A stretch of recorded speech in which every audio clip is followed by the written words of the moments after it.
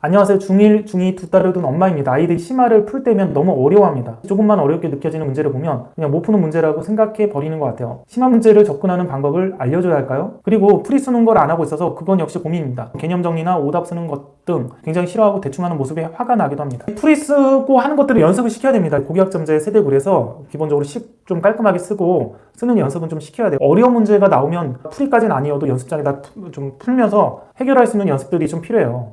근데 심화 문제를 접근하는 방법이 있을까요? 어려운 문제들인데 어떤 교재를 말하는지는 모르겠지만 블랙라벨이나 A급 정도 그 정도 심화, 최상위 심화라면 문제가 틀리면 개념이 제대로 됐는지 안 됐는지 파악을 하고 개념이 제대로 안 됐으면 개념서를 그 단원을 통째로 복습을 시키고 방정식의 활용이다. 방정식 활용 개념서를 통째로 한번 복습을 시키고 그래도 안 되면 유형서를 통째로 복습을 시키고 그리고 나서 심화 문제를 풀리는 것까지 복습해도 안 되면 문제 푸는 연습이 좀 안 되는 거죠. 아이가. 부모님들이 도와주기 힘들면 해설지를 한 줄씩 보면서 엄마가 옆에서 힌트를 주는 방법이 있죠. 한 줄 읽어주고 그 다음 한 줄 읽어주고 자기가 풀게끔 이렇게 해주는 방법이 있겠죠. 개념하고 어떤 이제 응용 개념 그런 거 유형서에 나와 있는 그런 부분까지 튼튼한지를 확인하는 게 일단 우선이에요. 아주 뛰어난 아이들은 개념서만 하고 바로 심화서를 해도 잘 풀어내고 그렇지 않은 아이들은 센수학 같은 응용 단계가 좀 필요하잖아요. 그래서 이 두 단계를 먼저 확인을 해보고 이 두 단계가 문제가 없는데도 심화 문제가 안 풀린다라고 가정을 하면 그때는 이제 좀 문제를 오랫동안 보고 일단 풀어야 되는데 문제 양을 좀 줄여주고 오랫동안 풀게 하든지 아니면 실마리를 하나씩 주고